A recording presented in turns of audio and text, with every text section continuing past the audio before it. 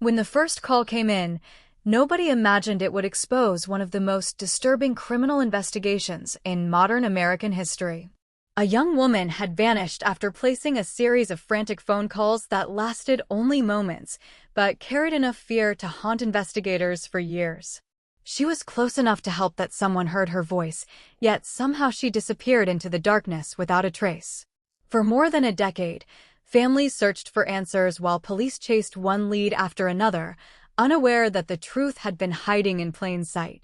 What began as the search for one missing woman eventually uncovered a string of murders that shocked the nation, raised painful questions about missed opportunities, and left an entire community wondering whether a killer had walked among them for years unnoticed. By the end of the story, you'll understand why so many people believe this case changed the way America looks at missing persons investigations forever. The mystery only became more unsettling as each new discovery created even more unanswered questions. How could multiple victims disappear from the same general area over so many years without anyone connecting the dots? Why did so many warning signs seem to go unnoticed until it was almost too late? And, perhaps the most haunting question of all, if one routine search had never taken place, would the victims have remained hidden indefinitely? These are the questions that have fascinated investigators, journalists, and ordinary Americans for years. Some answers eventually emerged through painstaking detective work and advances in forensic science. Others remain the subject of debate even today. What is certain is that the Long Island serial killer investigation is not simply the story of one suspect. It is also a story about families who refuse to stop searching, investigators who refuse to quit despite years of frustration, and a case that slowly unfolded one heartbreaking discovery at a time. Before we go deeper, let us know in the comments where you're watching from. We'd love to hear from you, and don't forget to hit that subscribe button so you never miss any of our upcoming videos. Stories like this deserve to be remembered because every victim had a life long before they became part of a criminal investigation. Every missing person left behind parents, siblings, friends, and children who continued waking up each morning hoping for a phone call that never came. As we follow this case, remember that behind every headline was someone whose future was stolen, and behind every unanswered question was a family waiting for justice. To understand how this investigation began, we have to travel back to Long Island, New York, a place that many Americans associate with quiet neighborhoods, beaches, successful careers, and close-knit communities. Stretching east from New York City, Long Island contains wealthy waterfront homes, busy suburban towns, and miles of isolated coastline. Along its southern edge runs Ocean Parkway, a highway bordered by dense stretches of beach grass and protected marshland. During the day, it can feel peaceful, offering breathtaking ocean views. At night, however, long sections become remarkably isolated. Vehicles can travel for miles with very little activity nearby, and large areas remain hidden from public view. It was this landscape that would eventually become one of the most recognizable crime scenes in American history, although no one driving along the parkway during those years could have imagined what lay hidden only yards away. Long before investigators discovered the victims, another story was already unfolding. Throughout the late 1990s and into the early 2000s, several women disappeared after advertising escort services online. Many were young. Some had experienced financial hardship. Others struggled with unstable housing or addiction. Several worked independently through internet classified websites that connected escorts with clients, a relatively new development at the time. The internet made it easier for women to find customers without intermediaries, but it also allowed dangerous individuals to hide behind anonymous emails, prepaid phones, and false identities. Families often described these women in ways that rarely appeared in early news reports. They spoke about daughters who loved music, mothers devoted to their children, sisters with infectious laughter, and friends who dreamed of building better lives. Yet public attention was inconsistent. Then, in December 2010, an event entirely unrelated to those disappearances changed everything. Suffolk County Police Officer John Malia was conducting a training exercise with his cadaver dog, Blue, along Ocean Parkway. The exercise was intended to improve the dog's ability to locate human remains. Instead, Blue alerted to something concealed in the brush beside the roadway. Officers approached expecting perhaps an isolated burial or a decades-old case. What they found instead was the skeletal remains of a woman wrapped in burlap. Investigators soon identified her as Melissa Barthelemy. The discovery immediately transformed the investigation, but it also raised an alarming possibility. If one victim had been hidden there, could others be nearby? That question prompted an expanded search of the surrounding area, and within days investigators made another devastating discovery that would permanently alter the course of the case. Search teams continued moving carefully along the roadside, examining dense vegetation that most passing motorists never noticed. The work was slow, methodical, and emotionally exhausting. Before long, investigators located additional sets of human remains. The victims were identified as Maureen Brainerd Barnes, Megan Waterman, and Amber Lynn Costello. Like Melissa, each had disappeared after working as an escort. Like Melissa, each had been concealed near Ocean Parkway. The four women became known as the Gilgo Four, named after nearby Gilgo Beach. Their discovery shocked law enforcement and the public alike. What initially appeared to be isolated missing persons cases now seemed connected by chilling similarities. Investigators faced the terrifying possibility that a serial killer had operated for years without detection, selecting vulnerable victims while leaving almost no evidence behind. News of the discovery spread quickly across the United States. National media descended on Long Island as helicopters circled overhead and reporters attempted to piece together the growing mystery. Families who had spent years begging for attention suddenly found cameras outside their homes. Public concern intensified with every update, yet many questions remained unanswered. How long had the killer been operating? Were there additional victims? Had investigators missed earlier opportunities to identify a pattern?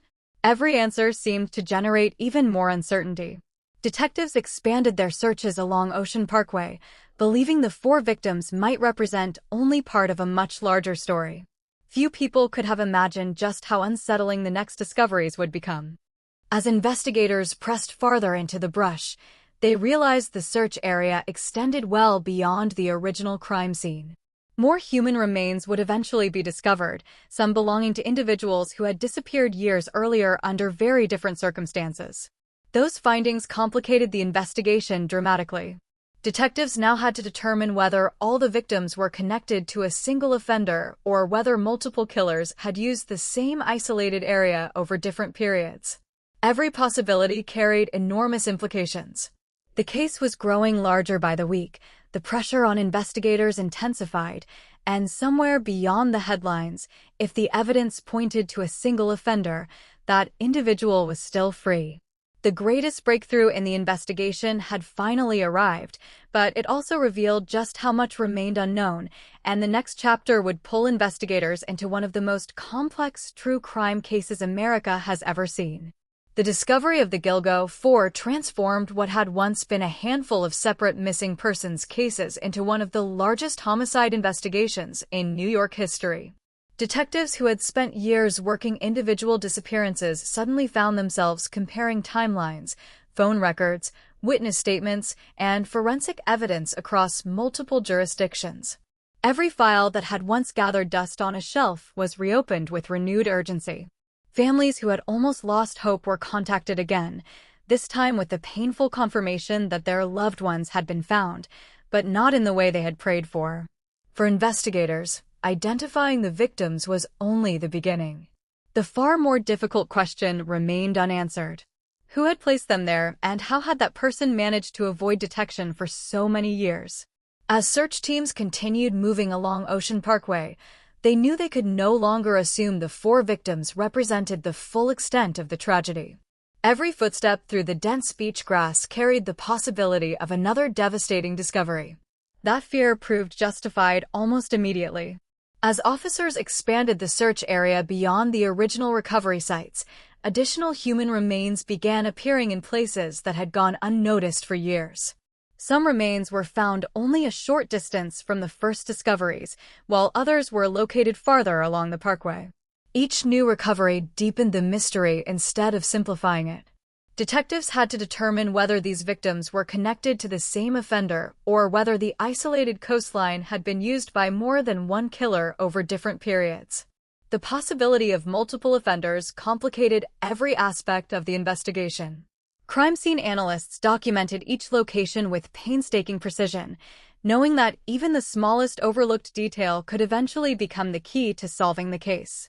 Public concern intensified as news outlets reported that what had once appeared to be 4 victims might actually represent something much larger.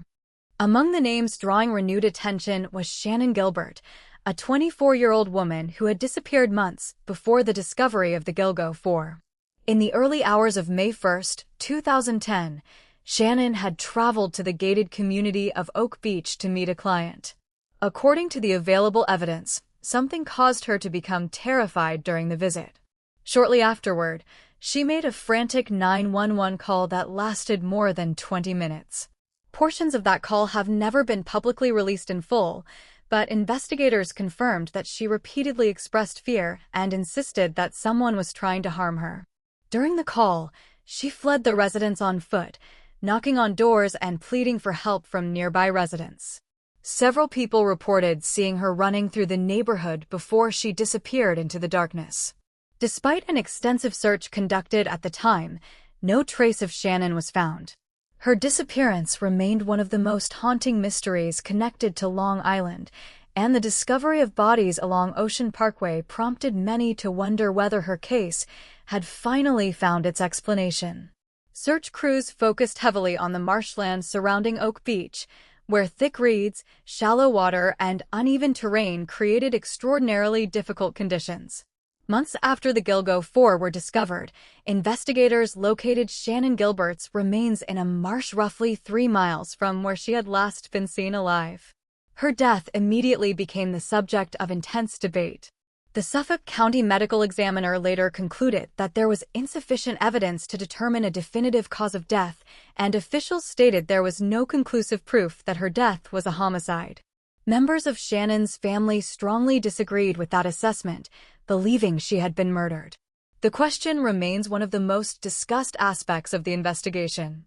Whether or not her death was directly connected to the same offender, there is little doubt that the search for Shannan Gilbert ultimately led investigators to the hidden remains of the Gilgo Four, making her disappearance a pivotal moment in the history of the case.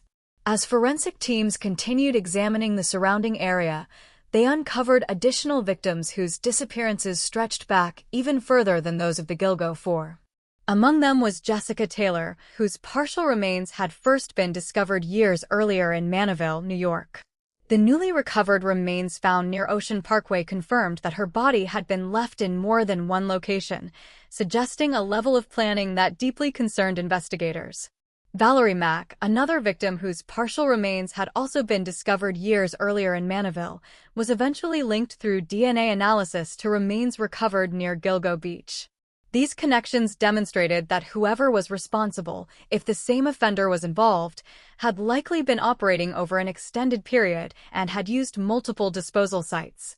Advances in forensic science, particularly DNA technology, allowed investigators to identify victims who might otherwise have remained unknown indefinitely, giving families long-awaited answers even as many questions about the killer remained unresolved. Among the most heartbreaking discoveries was the identification of a young child whose remains were found near those of an adult woman later identified as her mother, whose identity was eventually established as a woman known for years only as Peaches, because of a distinctive tattoo. The mother and child remained unidentified for decades before advances in genetic genealogy finally restored their names.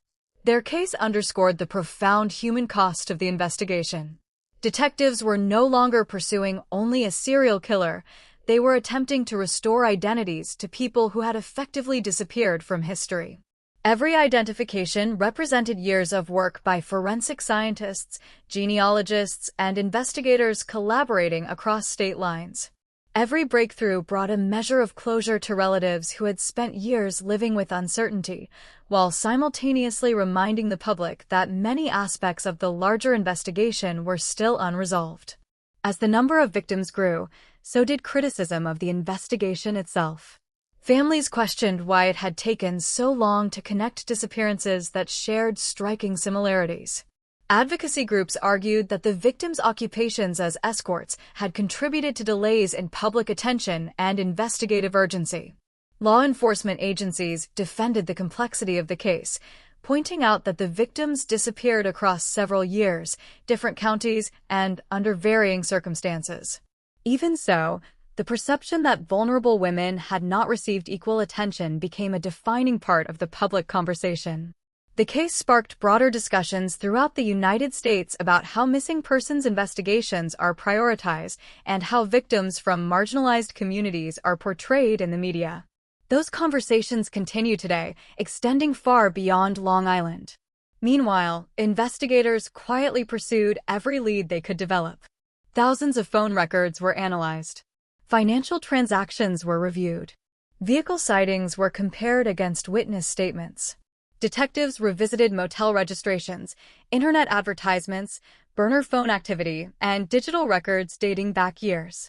Technology that had been unavailable during the earliest disappearances gradually became more sophisticated, allowing analysts to uncover connections that would have been impossible to detect a decade earlier.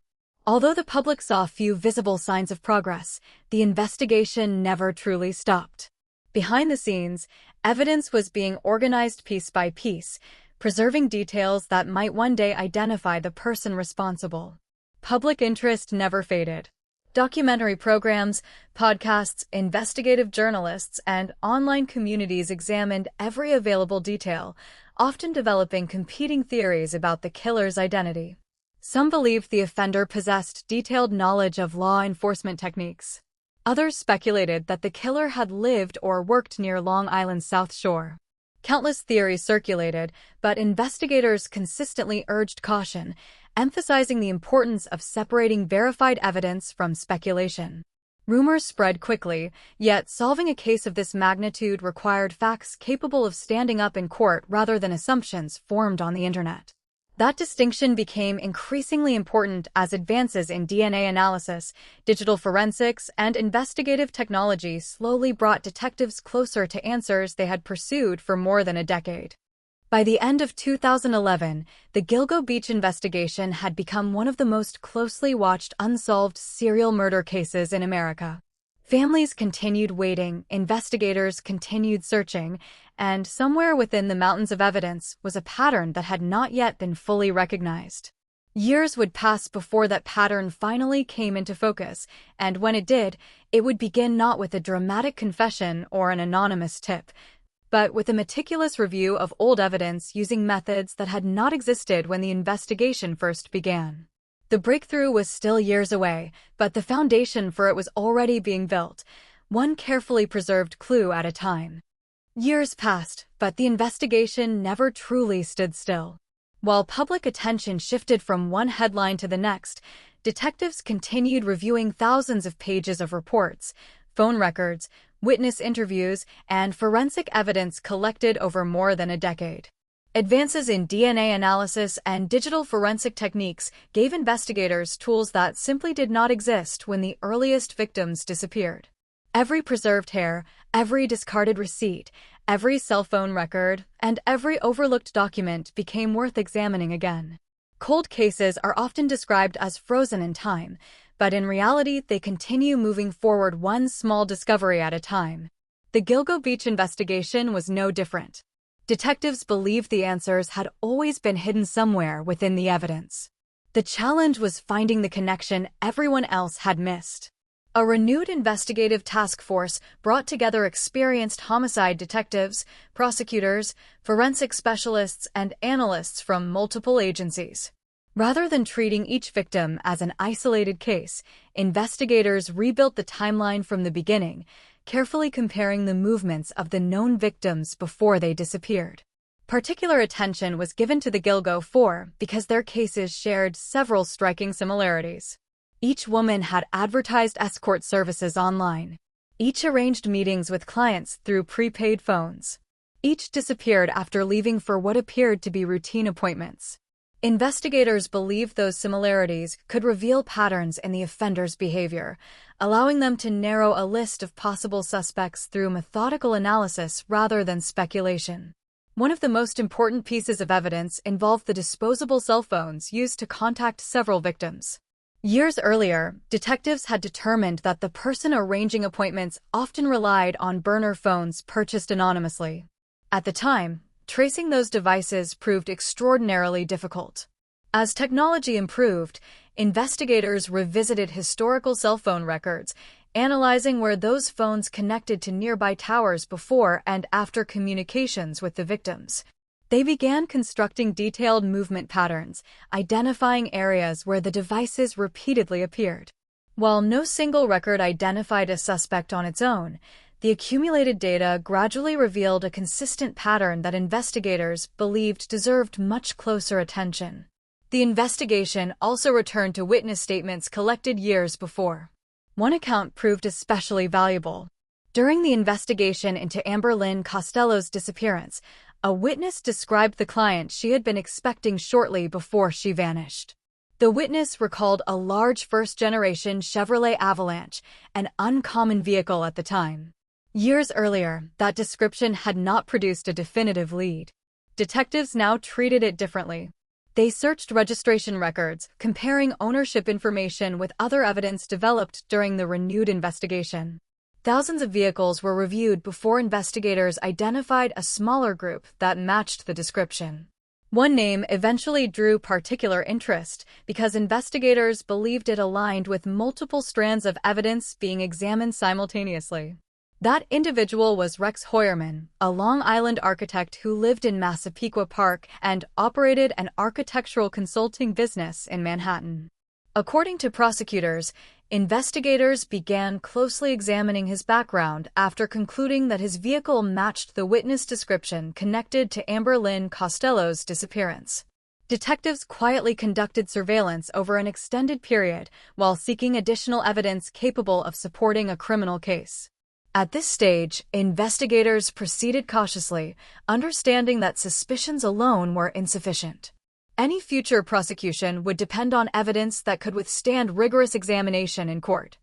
As surveillance continued, investigators collected discarded items that they believed could provide DNA for comparison. Public reporting and court filings state that DNA analysis later became a significant component of the investigation. Prosecutors have alleged that genetic evidence recovered during the investigation was consistent with links between Heuermann and several victims, while additional hair evidence was also examined by forensic experts. The defense has challenged aspects of the prosecution's evidence, and those arguments remain part of the legal process. As with any criminal case, the allegations must ultimately be evaluated through the courts. Detectives also examined digital records, travel patterns, financial information, and communications spanning many years. Prosecutors have alleged that the combination of cell phone analysis, vehicle information, witness accounts, internet activity, and forensic testing gradually strengthened the case. Rather than relying on a single dramatic breakthrough, investigators described the process as assembling thousands of individual pieces into a coherent picture. Every new finding was compared against the existing evidence before investigators sought judicial authorization for additional searches. In July 2023, after years of renewed investigative work, authorities arrested Rex Heuermann in New York. Prosecutors announced charges relating to several of the Gilgo Beach murders and outlined portions of the evidence they believed connected him to the crimes. The announcement marked one of the most significant developments in the history of the investigation and brought renewed attention to families who had waited more than a decade for progress. At the same time, officials emphasized that the criminal proceedings had only begun. Under the American legal system, every defendant is presumed innocent unless and until proven guilty in court. The arrest answered some questions, but immediately raised many others. If prosecutors' allegations were correct, how had investigators finally succeeded after so many years? Were there additional victims who had not yet been identified? Could more evidence emerge as searches and forensic examinations continued? The case that once seemed destined to remain unsolved had entered an entirely new chapter, but the courtroom, not the investigation alone, would determine how the evidence would ultimately be judged. For the families, the search for justice was entering its most important phase, and the next chapter would reveal how years of investigative work would be tested before the law. The announcement of the arrest marked the beginning of a new chapter, not the end of the story. For years, the Gilgo Beach investigation had been defined by unanswered questions, frustrating dead ends, and families wondering whether they would ever learn what happened to the people they loved. Now, for the first time in more than a decade, those families watched investigators stand before cameras and explain why they believed they had identified a suspect. The investigation that once seemed destined to remain unsolved had entered the courtroom, where evidence would be examined under the scrutiny of the American justice system. While prosecutors outlined the evidence they intended to present, the defense maintained that the allegations would be challenged. As in every criminal case, the legal process, not public opinion, would determine how that evidence would ultimately be evaluated. Following the arrest, investigators executed court-authorized searches at locations connected to the defendant, carefully documenting every item they believed could be relevant to the ongoing investigation. Forensic specialists examined electronic devices, business records, personal documents, and other materials collected during those searches. Modern investigations often rely on enormous amounts of digital evidence, and this case was no exception. Analysts spent countless hours reviewing electronic data, comparing timelines, and testing physical evidence collected over many years. Every discovery was measured against the evidence already gathered, with investigators seeking corroboration rather than relying on any single piece of information. It was the kind of painstaking work that rarely makes headlines, but often determines whether a case can withstand the demands of a courtroom. For the victims' families, however, the legal process moved at a very different pace. Many had already waited more than a decade simply to reach this point. Court hearings, procedural motions, forensic reviews, and legal arguments can take months or even years before a trial begins. Each hearing offered hope that another step had been taken, yet also reminded families that justice is rarely immediate. Some relatives spoke publicly about the emotional weight of reliving painful memories every time the case returned to the news. Others chose to remain private, believing their loved ones should be remembered for the lives they lived rather than the circumstances of their deaths. Despite those different approaches, they shared one common goal. They wanted the truth to be established through the legal process. The Gilgo Beach investigation also forced many Americans to confront uncomfortable questions about how society responds to missing persons. Several of the victims worked in the escort industry, and many advocates argued that this contributed to delays in public attention during the early years of the investigation. Families repeatedly emphasized that their daughters, sisters, and mothers were far more than the labels attached to them. They had dreams, relationships, talents, and people who loved them deeply.